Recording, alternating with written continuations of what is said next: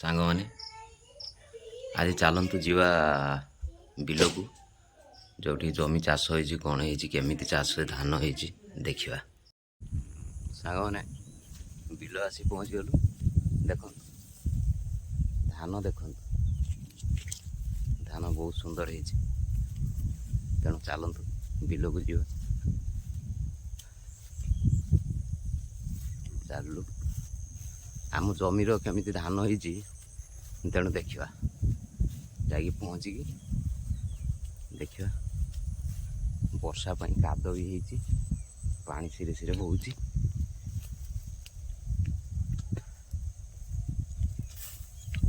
ଠେଙ୍ଗାଟା ନିହାତି ହାତରେ ଧରିଥିବା ଦରକାର ବିଲକୁ ଆସିଲେ।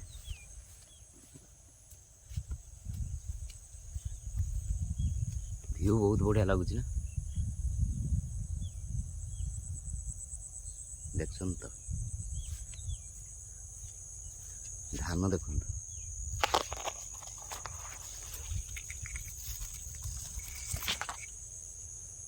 ଚାଲନ୍ତୁ ଯିବା।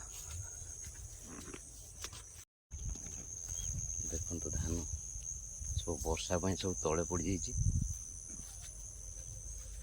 ଦେଖୁଛନ୍ତି ତ ଧାନ ପାଚିବା ଟାଇମ୍ ଆସିଗଲାଣି।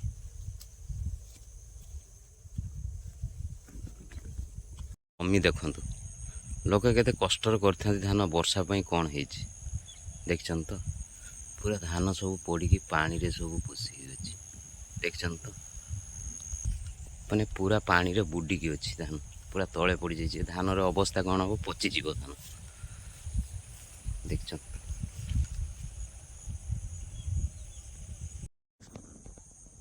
ଏଗୁଡ଼ା ହେଉଛି ଆମ ଜମି।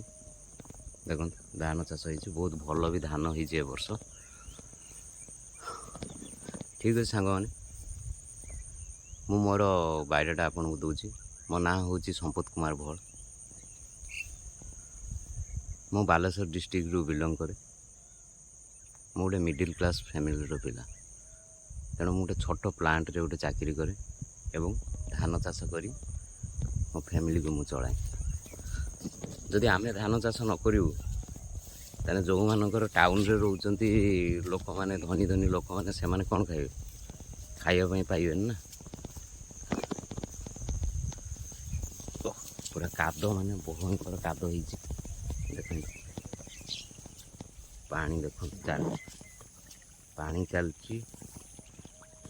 ଦେଖନ୍ତୁ କେମିତି ଯାଇଛି, ମାଛ ବି ଥିବେ।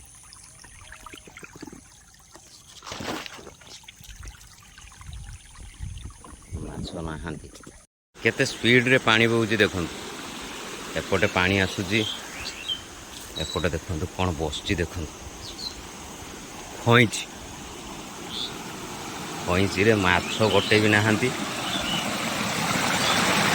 ନା, ମାଛ ନାହାନ୍ତି। ମାଛ ନେଇଯାଇଛନ୍ତି, ସେଥିପାଇଁ ମାଛ ନାହାନ୍ତି। ବିଲ ସାଇଡ଼ରେ ଗୋଟେ ନାଳ ଯାଇଛି, ଦେଖନ୍ତୁ।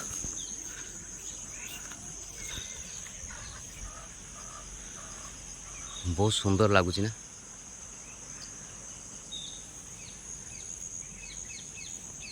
କଇଁଚିରୁ ଦେଖୁଛନ୍ତି ତ କିଛି ମାଛ କଇଁଚିରୁ ମିଳିଗଲା। ତେଣୁ ଯିବା, ଖାଇ ଖୁଆ ଦେଇ ପ୍ଲାଣ୍ଟ ବାହାରି ଯିବା। ବିଲକୁ ଯାଇଥିଲୁ, ତେଣୁ ବିଲରୁ ମାଛ କିଛି ମିଳିଗଲା। ଆଜି ଖାଇକି ପ୍ଲାଣ୍ଟରେ ଯିବାଟା ପୁରା ଜବରଦସ୍ତ ହବ। ବହୁତ ମାଛ ଧରିଯାଇଛ।